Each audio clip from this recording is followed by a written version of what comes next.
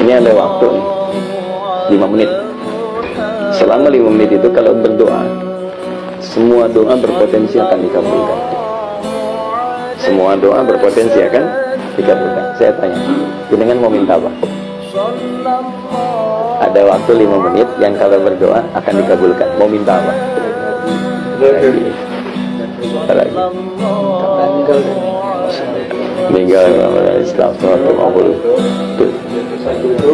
jodoh. Ya, semua diminta kan? Semua diminta kan?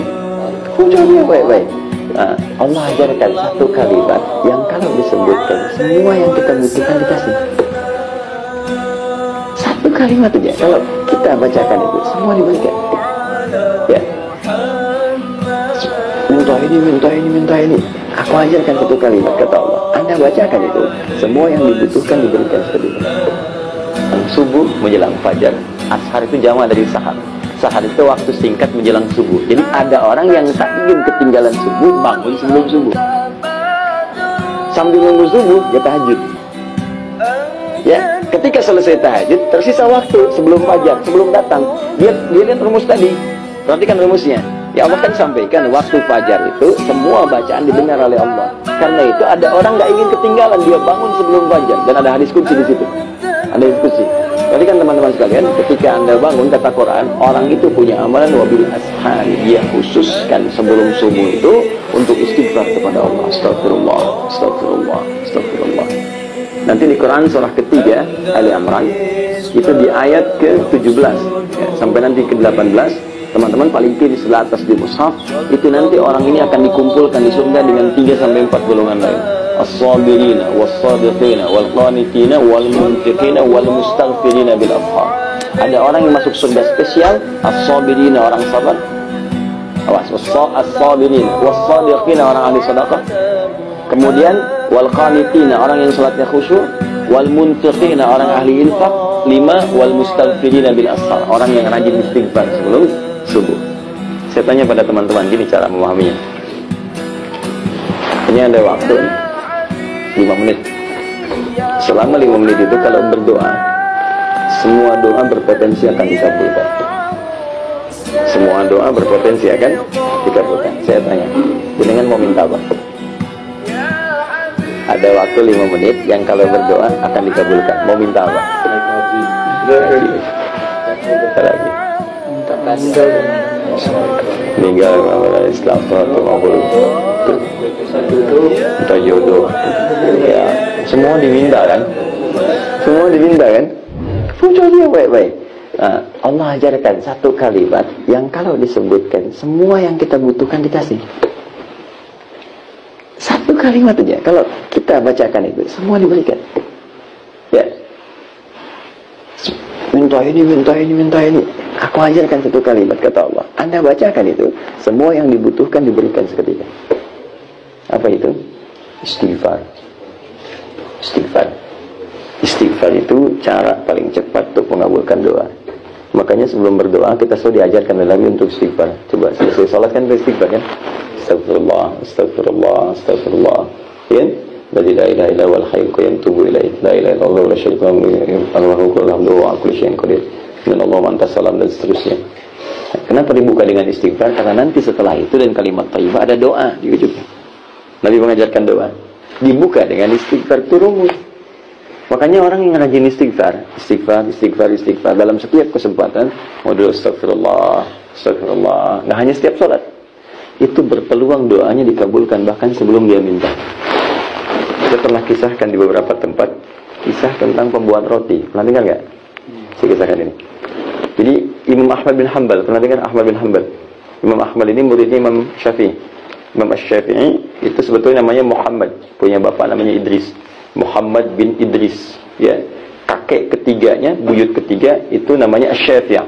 Muhammad bin Idris bin Al-Abbas, ya, bin As-Sa'ib. Kemudian ke atasnya ada Syafi'i. Syafi'i ini yang galangan sahabat yang di masa perjumpaan dengan Rasulullah SAW. Maka bertabaruk dengan nama kakek ketiganya disebut Syafi'i. Ya, lahir tahun 150 Hijrah, punya murid yang lahir tahun 164 Hijrah namanya Ahmad bin Hanbal. Imam Ahmad ini soleh, hafal Quran, hafal hadis, banyak hafal hadis. Satu ketika beliau tiba-tiba pengen main tuh ke Mesir. Datanglah kemudian ke satu tempat. Ketika sampai di satu tempat, ke masjid istirahat karena capek. Masuk masjid lah seperti ini. Itu imam besar. Cuma kan zaman dulu, mohon maaf ya, kan belum ada seperti ini, ada handphone, ada media sosial, ya bisa selfie, pasang status kan. Nah, jadi orang tahu Imam Ahmad tapi nggak pernah lihat mukanya seperti apa. Kalau sekarang kan tahu muka nggak tahu nama kan, banyak gitu kan. Baik, sekarang Imam Ahmad dulu begitu, terkenal di mana-mana. Imam Ahmad, cuma nggak pernah lihat wajahnya. Tiba-tiba datang ke masjid, tiduran, istirahat, diusir oleh marbot masjid. Saya besar, ulama besar diusir oleh marbot masjid. Jangan tiduran di sini, keluar katanya. Imam Ahmad tahu fikih, tapi nggak bilang saya Ahmad, tidak. Doanya katakan saya mau istirahat, jalan. Barah katanya, barah itu lebih kasar. Jadi kalau sudah barah itu kasar namanya. Kemudian keluar beliau, tiduran di luar. Dikejar juga, suruh keluar. Ruah, kata ruah. Ruah itu lebih kasar lagi. Lebih paling kasar. Ruah, dari kata roh, ruah. Keluar dengan roh-rohnya sekalian. Jangan sampai engkau keluar, rohnya masih di sini. Keluar sekalian dengan rohnya. Jadi Imam Ahmad pergi. Begitu pergi jalan, kemudian di pertengahan, dipanggil oleh tukang roti. Lihat kayaknya lelah gitu. Kata beliau, Syekh, tahu nih, datang sini, istirahat. Tukang roti pun nggak tahu kalau itu Imam Ahmad. Maka ketika duduk istirahat, si tukang roti ini meneruskan bikin adonannya. Setiap dia menyentuh adonan, dia ucapkan istighfar, astagfirullah, astagfirullah, astagfirullah. Alhamdulillah. Imam Ahmad tahu fadilah istighfar, tapi ingin menguji orang ini. Dikatakan oleh Imam Ahmad, tadi kan kalimatnya, ma faidat istighfarika. Apa manfaat istighfar? Dikit-dikit istighfar. Perhatikan kata tukang roti ini. Wallahi, demi Allah, tidak pernah saya mengerjakan sesuatu dengan istighfar ini kecuali seluruh yang saya minta kepada Allah selalu dikabulkan. Cuma ada satu yang belum terkabul sampai sekarang. Apa itu kata Imam Ahmad? Wallahi, saya mohon kepada Allah sebelum saya wafat atau sebelum orangnya wafat, saya ingin berjumpa dengan Imam Ahmad bin Hanbal langsung di hadapan saya. Saya wafat duluan atau Imam Ahmad wafat duluan. Sebelum kami wafat, salah satunya saya mohon pada Allah berjumpa dengan Imam Ahmad di hadapan saya. Kata Imam Ahmad, Allahu Akbar, karena istighfar kamu ini saya tiba-tiba pengen ke sini. Karena istighfar kamu ini tiba-tiba saya masuk masjid, dikeluarin dari masjid. Padahal itu rumah Allah, dikeluarin dari situ. Karena istighfar kamu saya di emperan disuruh pergi sama roh-rohnya sampai berjumpa dengan engkau karena istighfar. Jadi bayangkan, jadi apa yang kita minta cepat dulu dikabulkan, istighfar. Ya, jangan lakukan itu pada saya ya. Istighfar. Nah, jadi subuh itu cepat. Makanya kalau orang tahu kata Nabi fadilah subuh, itu orang akan datang walaupun dengan merangkak. Kejar. Abdullah bin Abi Umi Maktum itu kan buta matanya. Buta. Dia minta keringanan pada Nabi, ya Rasulullah, Ali ya Rasulullah, ya Rasulullah, boleh enggak? Saya ada keringanan untuk sholat subuh. Ya, zuhur asar saya ke masjid. Maghrib isya saya bisa i'tikaf, tapi subuh ini agak susah, agak berat.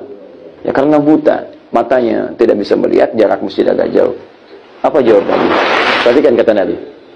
Atas ma'ul adzan, diriwayatkan atas ma'ul nida, masih kedengaran enggak adzan? Kata beliau, bala, ya. Nah, ini artinya kalau adzan subuh, khusus untuk subuh khususnya ataupun umumnya yang lain, yaitu kalau bisa untuk adzan itu yang paling penekanannya kekuatan suara, bukan lagu. Ya karena dulu memang nggak ada mic seperti ini, jadi terdengar. Ya, nah, kalau sekarang mungkin sudah ada mic, minimal untuk kita yang terdengar itu bisa lebih sampai. Jadi pakai mic nggak ada masalah untuk saat ini, kalaupun suara agak rendah. Tapi kekuatan itu penting sampai untuk mengingatkan supaya orang tahu untuk datang. Ya, jangan sampai nanti suara mendayu-dayu, malah ngajak orang untuk terus tidur. Baik, fokus ini. Atas maul adzan, atas maul nida, kedengaran adzan enggak? Ya Rasulullah. Kata Nabi, perhatikan kalimatnya. Madum tatas maul adzan fa'adbiha fil masjid. Sepanjang masih terdengar adzan, tunaikan ke masjid. Perhatikan cara baca sahabat. Jadi ya, antum nih sudah sepuh, mata nggak bisa lihat, jarak ke masjid agak jauh. Kendaraan nggak punya, jangankan mobil, motor, sepeda pun nggak punya, masih diminta ke masjid. Masjidnya tiangnya pelepah kurma, atapnya daun-daun kurma. Pertanyaan saya, masih mau ke masjidnya? Kalau cara bacanya kewajiban, jadi beban. Tapi kalau cara bacanya seperti sahabat, jadi motivasi. Perhatikan cara memahami Abdullah bin Abi Maktum.